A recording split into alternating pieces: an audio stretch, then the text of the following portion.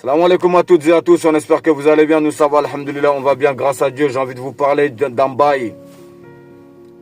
Génération des enfants 70, 80, je pense qu'on va s'arrêter là, jusqu'à 90, stop.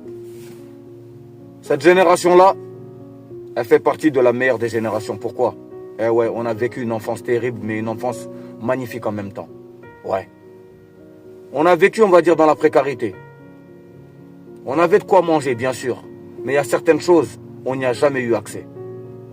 Je pense qu'il y a beaucoup qui vont se reconnaître dans mon discours. Les Kinder, on a attendu de grandir, à être des hommes pour pouvoir manger les Kinder. Le Nutella, on ne connaissait pas le goût du Nutella, parce qu'on n'en avait pas. C'est-à-dire, tu avais le chocolat le moins cher, la confiture la moins chère. Les mêmes anniversaires, les mêmes gâteaux, les mêmes boissons moins chères, la même musique, les mêmes cassettes vidéo. Dans les appartements, c'était tous les mêmes.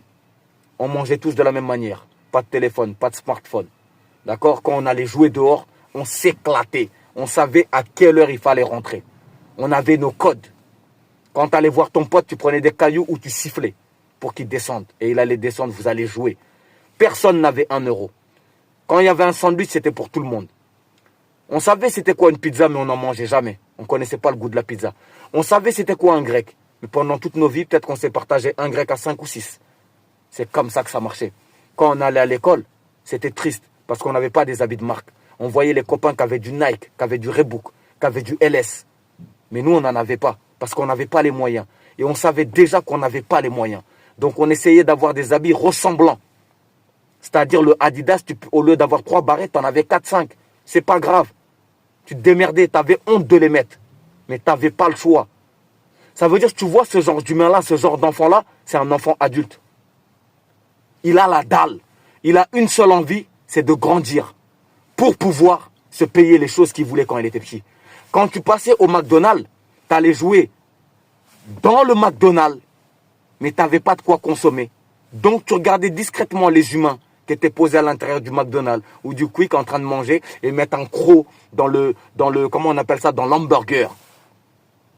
Et toi, tu avalais ta salive à ce même moment-là. Quand lui mettait le croc, toi, tu avalais ta salive. C'est une enfance dure, baignée dans les cafards. Il y a plein qui vont se reconnaître dans ce discours-là. On côtoyait les cafards. Tu jouais comme ça, tu voyais 2-3 cafards qui couraient devant toi, qui jouaient à 1-2-3 soleil. C'est les cafards qui jouaient à 1-2-3 soleil. C'était difficile. C'était de la frustration. C'était de la colère. C'était de la haine en silence. Ces enfants-là, c'est après, quand tu les vois aujourd'hui, tu arrives à les reconnaître. Et toi, tu te dis, moi aussi, j'ai